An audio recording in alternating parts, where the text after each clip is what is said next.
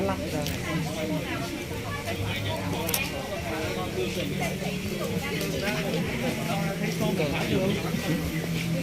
Chỉ là bán cho một cái ấy. Được. Cho em không được bán thì được. Hơi căng nha. Không, em đang mắt xa xôi lên mà. Có vẻ như hơi xa thế đấy. Thế thì lấy hộ cái hồ lô kia thì bán nào? Hồ lô thì có vẻ như chỗ mình cũng có rồi nên là thế mình lấy một con voi đi. Dạ. Đúng rồi. Đây là quyển sổ chắc là Tặng du lịch. ồ, có quyển này thì đi Đắk Lắk có phải hay không? Dạ. Hồ đi à? Thích cho một cái này đi. Là cái này là Đúng rồi. Cái cười đấy chẳng hả? Cách chủ chiêng là dưới tục tôn tôn thương. Nhớ đây giờ xin rồi. Xem là còn cái gì hay nữa.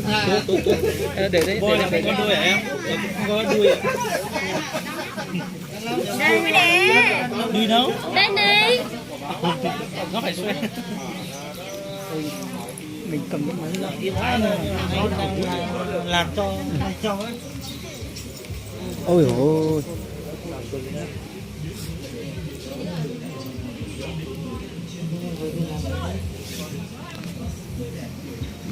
Đây là cái gì nữa nhỉ?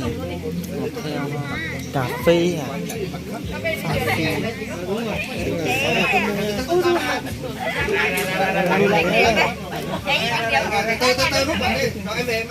Ai vừa mua voi nhỉ? Ôi ơi. Em có người Cầm lâu tí được không? Bắt cái tay cái đi, bắt cái tay hô cái luôn được đi.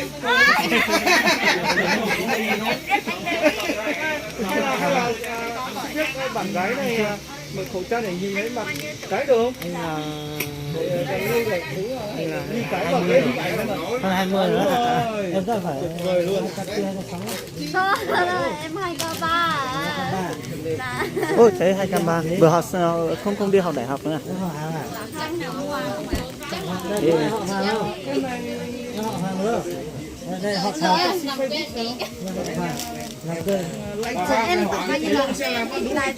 Cả hai đều họ Hoàng ấy à? Hào à? Hào Hoàng. Đây có ăn gì?